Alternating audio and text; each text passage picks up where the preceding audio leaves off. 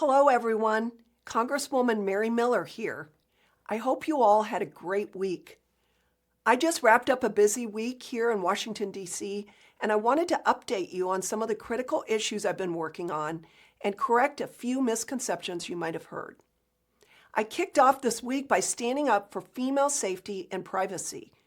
What happened in the Deerfield Public School District, where a biological male was allowed in a middle school female-only locker room, is happening across the country, and that is why we must take action. I officially introduced our Keep Our Girls Safe Act to codify President Trump's executive order and ensure public schools comply with federal mandates or lose federal funding. Men should not be invading women's spaces, and Congress must act fast to pass my bill. Parents, if this is happening at your child's school, I urge you to speak up. This week, I also reintroduced the Defining Male and Female Act, which provides clear, consistent definitions of male and female based on biology following President Trump's executive order.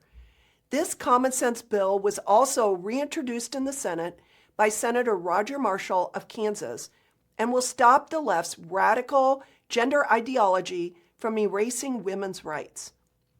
With President Trump delivering results at a breathtaking pace, cutting waste, fraud, and abuse, the left and their allies in the fake news media are scrambling to spread lies. Let me be clear.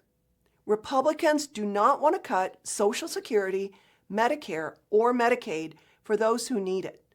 We must ensure these programs are protected from waste, fraud, and abuse, including cases where benefits are mistakenly sent to deceased individuals or ineligible recipients.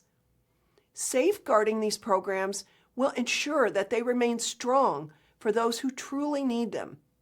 The left is using scare tactics because their policies are failing and they're more unpopular than ever. Please don't fall for their lies.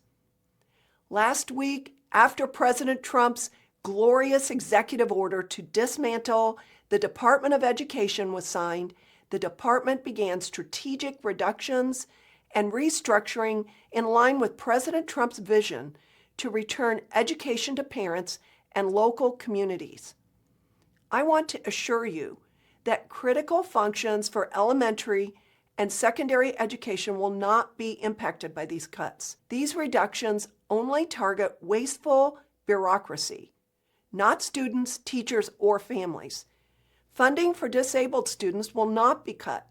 It will simply be administered through the Department of Health and Human Services to ensure more effective management and support. States and local schools will have more control and flexibility to serve our students. This is a critical step in cutting bureaucratic red tape and empowering parents, teachers, and local communities. I will continue fighting for your families, your children, and our shared values. May God continue to bless you.